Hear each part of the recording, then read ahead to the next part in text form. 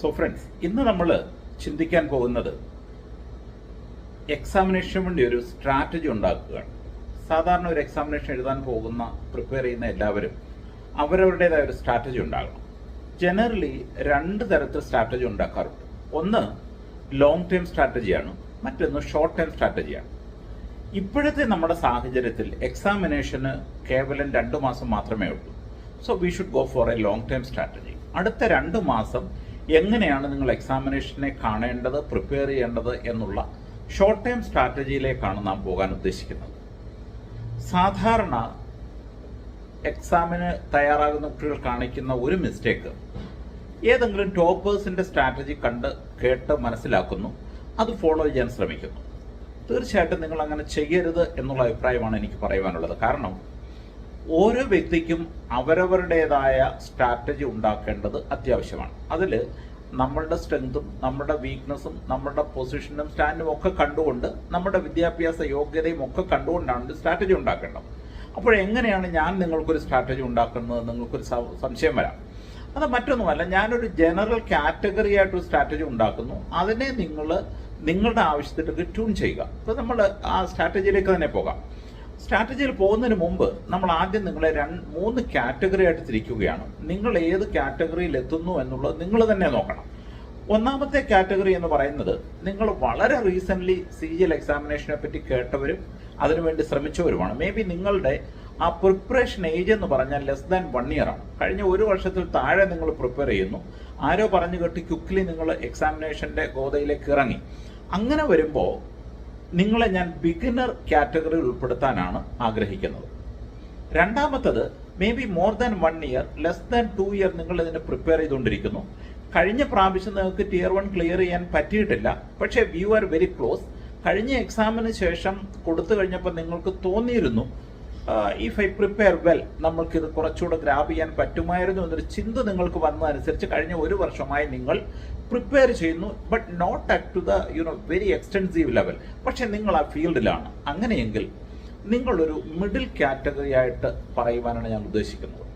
മൂന്നാമത്തെ കാറ്റഗറി എന്ന് പറയുന്നത്, കഴിഞ്ഞ വർഷം നിങ്ങൾ എക്സാം എഴുതി, you cleared, maybe even Tier 2 cleared, ഒരു പക്ഷേ നിങ്ങളുടെ റാങ്ക് ഇംപ്രൂവ് ചെയ്യുന്നതിനാണ്, അല്ലെങ്കിൽ Tier 1 ക്ലിയർ ചെയ്തു, Tier 2 അത്ര ക്ലിയർ ചെയ്യാൻ പറ്റിയില്ല. ഇങ്ങനെയൊക്കെ വരുമ്പോൾ നിങ്ങളെ ഞാൻ പ്രൈം കാറ്റഗറിയിൽ ഉൾപ്പെടുത്താൻ ആഗ്രഹിക്കുന്നു. So we have 3 category: the beginners, the middle and the prime category.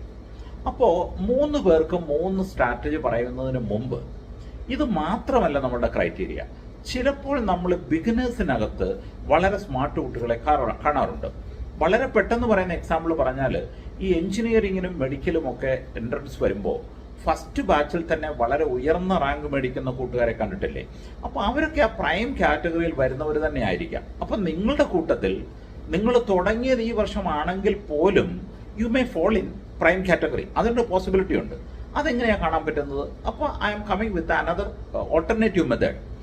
Alternative method എന്ന് പറയുന്നത്, നിങ്ങൾ എല്ലാവരും ആരൊക്കെ ആയിരുന്നാലും ബ്ലൈൻഡായി പോയി ഒരു മോക്ക് ടെസ്റ്റ് എഴുതുക. അപ്പോൾ സാധാരണ വളരെ സീനിയർ ആയിട്ടുള്ളവർ ഇപ്പോൾ എഴുതിക്കൊണ്ടിരിക്കുന്ന സമയമായിരിക്കും.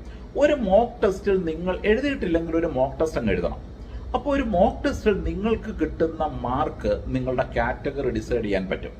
അപ്പം നിങ്ങളുടെ കിട്ടുന്ന mark may be it is less than 90, 90-ൽ താഴെയോ മാർക്കാണ് നിങ്ങൾക്ക് കിട്ടിയിരിക്കുന്നതെങ്കിൽ, you put your self as the beginner. നിങ്ങൾ ബിഗിനറായിട്ട് തന്നെ വിചാരിക്കണം. മേ ബി നിങ്ങൾ 2 or 3 വർഷമായി പ്രാക്ടീസ് ചെയ്യുന്നവരാവാം. ഈവൻ ദെൻ നിങ്ങളുടെ മാർക്ക് 90-ൽ താഴെയാണെങ്കിൽ അതിൻ്റെ റീസൺ നിങ്ങളുടെ അപ്രോച്ച് തെറ്റായിരിക്കാം, അല്ലെങ്കിൽ നിങ്ങൾ ബേസിക് ആയിട്ട് തറോ നോളജ് ക്ലിയർ ചെയ്തിട്ടുണ്ടാവില്ല. അങ്ങനെ പല കാരണങ്ങളുണ്ടാവാം. പക്ഷെ anyway, you should place your self in the beginner group.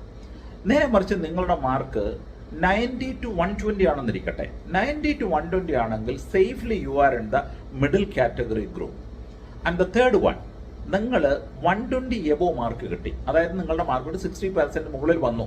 അങ്ങനെയെങ്കിൽ തീർച്ചയായിട്ടും നിങ്ങൾ പ്രൈം കാറ്റഗറിയിൽ ഉൾപ്പെടുന്നവർ തന്നെയാവും.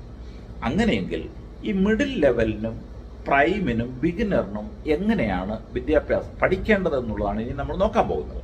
സോ ടു ബിഗിൻ വിത്ത്, ഞാൻ പ്രൈം ലെവലിനെ പറ്റി പറയാം. നിങ്ങൾ പ്രൈം കാറ്റഗറി ആണെങ്കിൽ there is every possibility for you to make it to this time. ഈ സമയത്ത് നിങ്ങൾക്ക് കിട്ടാനുള്ള എല്ലാ പോസിബിലിറ്റി ഉണ്ട്. അത് നിങ്ങളങ്ങ് വിശ്വസിച്ച് മുന്നോട്ട് പോയാൽ മാത്രം മതി. അപ്പോൾ അങ്ങനെ വരുമ്പോൾ നിങ്ങൾ ചെയ്യേണ്ടത്, നിങ്ങൾ തീർച്ചയായും നിർബന്ധമായും എല്ലാ ദിവസവും മിനിമം 2 മോക്ക് ടെസ്റ്റെങ്കിലും കൊടുക്കണം.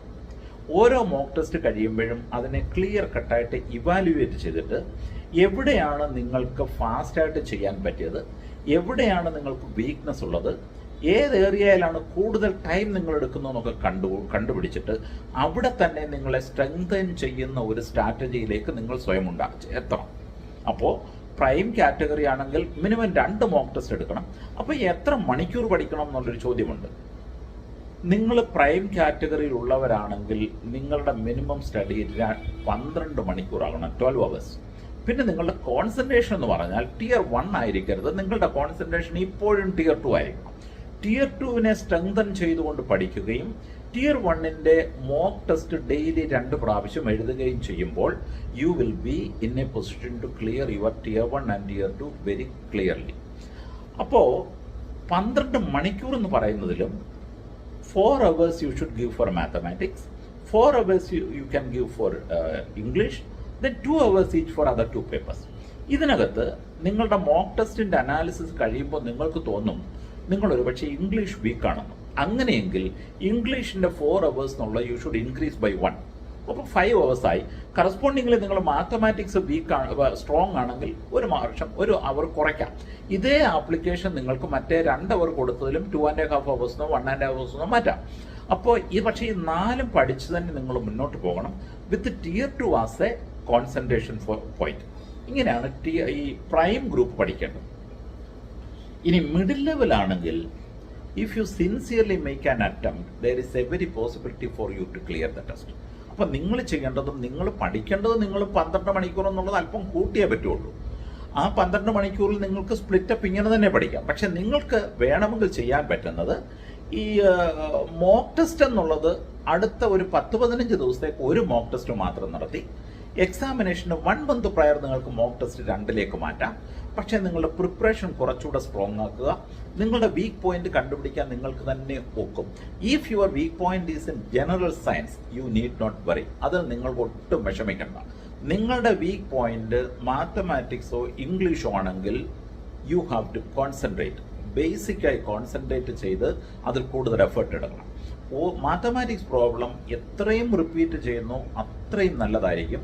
ഒരേ പ്രോബ്ലം റിപ്പീറ്റ് ചെയ്യണോ എന്ന ചോദ്യത്തിന് എൻ്റെ ആൻസർ യെസ് എന്ന് തന്നെയാവും. അതിൻ്റെ കാരണം ഒരു പ്രോബ്ലം നിങ്ങൾക്ക് സോൾവ് ചെയ്യാൻ ആദ്യം ചിലപ്പോൾ 1 minute എടുക്കും. അതേ പ്രോബ്ലം രണ്ടാമത് ചെയ്യുമ്പോൾ it will take only 40 seconds. ഇത് കുറഞ്ഞ് നിങ്ങൾക്കൊരു 5 to 8 secondsലേക്ക് വരുന്ന ഒരവസ്ഥ വരും സാധാരണ എല്ലാ പ്രോബ്ലംസും.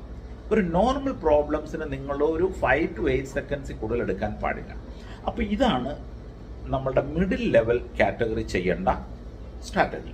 മൂന്നാമത്തത് ബിഗിനറാണ്. ബിഗിനറെ സംബന്ധിച്ചിടത്തോളം ഞാൻ ആദ്യം പറഞ്ഞു, ഇഫ് യു ആർ റിയലി വളരെ തറവായിട്ട് പഠിച്ചിട്ടുള്ളവരും വളരെ സ്മാർട്ടാണെങ്കിൽ you have every possibility of clearing that one other subject ആണത്. പക്ഷേ അല്ലാത്തവർ ചെയ്യേണ്ടത് ഈ എക്സാം കൊണ്ട് നിങ്ങൾ ഉദ്ദേശിക്കേണ്ടത് ഈ എക്സാം കുറച്ചുകൂടി സിൻസിയറായി പഠിച്ചാൽ എനിക്ക് കിട്ടും എന്നൊരു കോൺഫിഡൻസ് ക്രിയേറ്റ് ചെയ്യുക എന്നുള്ളതാണ്. അതിന് നിങ്ങൾ ചെയ്യേണ്ടത് ഒന്നുകിൽ നിങ്ങൾ മാത്തമാറ്റിക്സും ഇംഗ്ലീഷും മാത്രം കോൺസെൻട്രേറ്റ് ചെയ്യുക. സപ്പോസ് നിങ്ങളുടെ ഇംഗ്ലീഷ് വളരെ വീക്കാണ്, മാത്തമാറ്റിക്സ് വളരെ സ്ട്രോങ് ആണെങ്കിൽ കൂടുതൽ സമയം മാത്സിന് തന്നെ കൊടുക്കുക. മാത്സിൻ്റെ മാത്രം മോക്ക് ടെസ്റ്റ് എഴുതുക. Why it is so is നിങ്ങളുടെ ഈ എക്സാമിന് ശേഷം സപ്പോസ് 25 ക്വസ്റ്റ്യൻ 24-23 ക്വസ്റ്റ്യൻ വരെ നിങ്ങൾക്ക് മാത്സ് ചെയ്യാൻ കഴിഞ്ഞാൽ you can straight away decide that you are going to grab the exam next time. അപ്പോൾ പക്ഷേ നിങ്ങൾ രണ്ടിലും ഓൾമോസ്റ്റ് ഈക്വൽ സ്റ്റാൻഡേർഡ് ആണെങ്കിൽ നിങ്ങൾ രണ്ടും പഠിച്ചു പോവുക. എനിവേ ബിഗിനറിനെ സംബന്ധിച്ചിടത്തോളം ലോജിക്കൽ റീസണിങ്ങിലും ജനറൽ സയൻസിലും ഈ ലാസ്റ്റ് മിനിറ്റിൽ കൂടുതൽ എഫേർട്ട് കൊടുക്കാതിരിക്കുന്നതാവും നല്ലത്. കാരണം നിങ്ങളുടെ ഒരു ബേസ് പീരീഡ് ആയിട്ട് മാത്രം ഇതിനെ കണക്കാക്കിയാൽ മതി. അപ്പോൾ വീണ്ടും എനിക്ക് പറയാനുള്ളത്, നിങ്ങൾ 3 കാറ്റഗറിയിൽ എവിടെ വരുന്നു എന്ന് നിങ്ങൾ തന്നെ അസസ് ചെയ്യുക.